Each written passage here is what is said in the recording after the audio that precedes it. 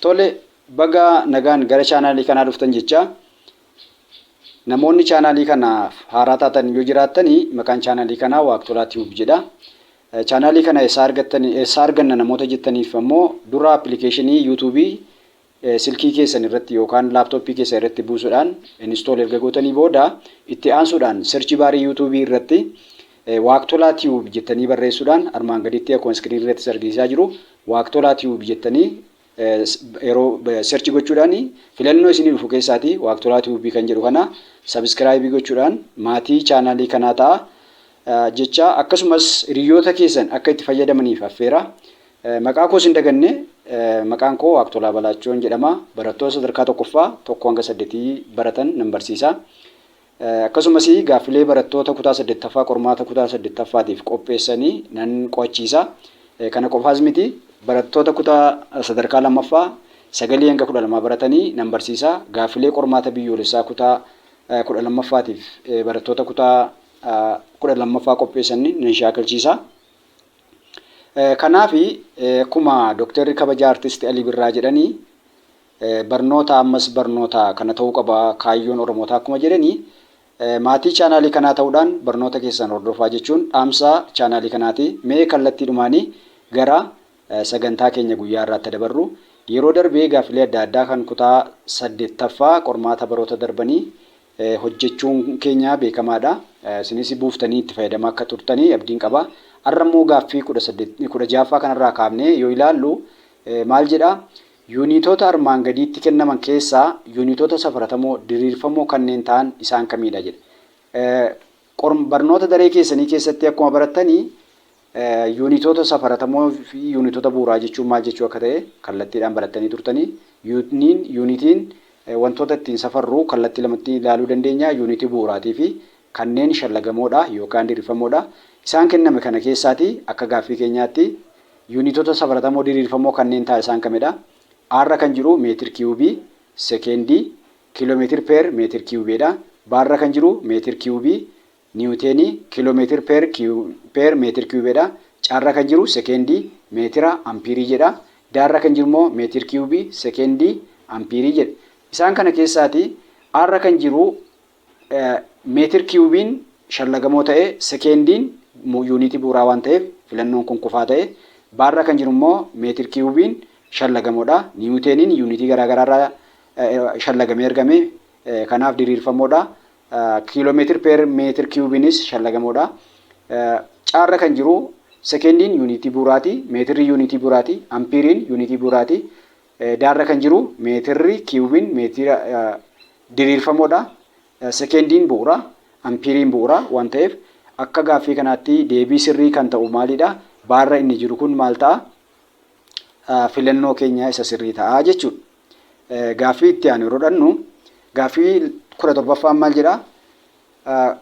Miliyeena 10 meetira gara kiiloo meetiraatti yoo jijjiirru isa kam ta'a jedha. Filannoon 11 baay'isuu 10 meetir 10 ekspoonentii 2 kiiloomeetiradha.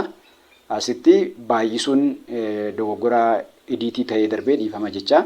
Baarra kan jiru immoo 1 baay'isuu 10 ekspoonentii 3 kiiloomeetiradha. Caarra kan jiru 1 baay'isuu 10 ekspoonentii 4 kiiloomeetiradha. Daarra kan jiru 1 baay'isuu 10 ekspoonentii 7 kiiloomeetiraa jedha.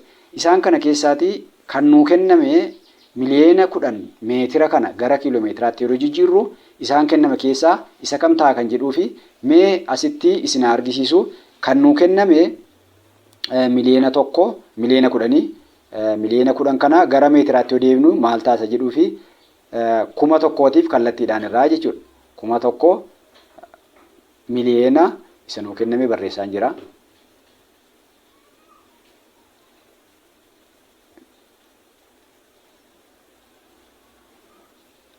Okay.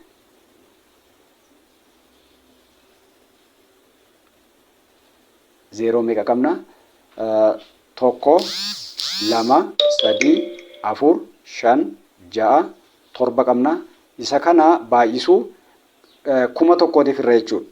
1,000 yoo hirree 1,000 gara meetiraatti jijjiiruudha kiiloomeetiraatti jijjiiruudhaaf 1,000 yoo hirree 1,000 fan hirree 1,000 firaan jira. Asirraati yeroon 1000 firu duwwaan 3 duwwaa 3 ijji wal balleessa. Asirraa duwwaa 3 ijji wal balleessa. Kanatti natti nuufee maalidha? Kanitti asitti nu hafee maal ijji wal qixxeedha? Tokko dhiifama. Duwwaa 4 tafee jechuudha. 0 qabna. 0 kun yuunitiin keenya maaliidhaan kennamee jira? Kiiloo meetiraan kennamee jira jechuudha. Kiiloo meetiraan kennamee jira. Kiiloo meetiraan kennamee jira. Meetiraan kennamee jira. Kiiloo meetiraan. Kanaafi filannoo armaan olitti nu kenname keessaati yookaan filannoo armaan olitti gaafatamne kana keessaati tokko baay'isuu 10 kuma 10 kana wajjin wal qixxeedha jechuudha. Kanaaf deebiin keenya baarra isa jiru ta'a jechuudha. Deebiin keenya baarra isa jiru ta'a jechuudha. Gara gaaffii lammaffaatti yeroo dabarru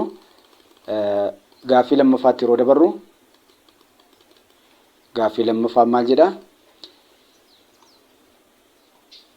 Kanneen armaan gadii keessaa oksaayidii sibiilawaa kan ta'e kamii jedha?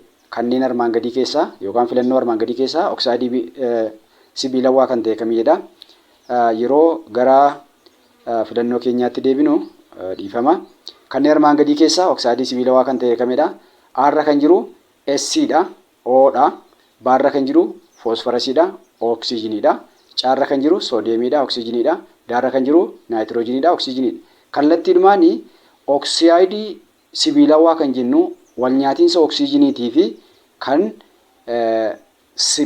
elementii sibiilaa gidduutti geggeeffame wanta ta'eef deebiin addanatti qabnu kun maal ta'a jechuudha?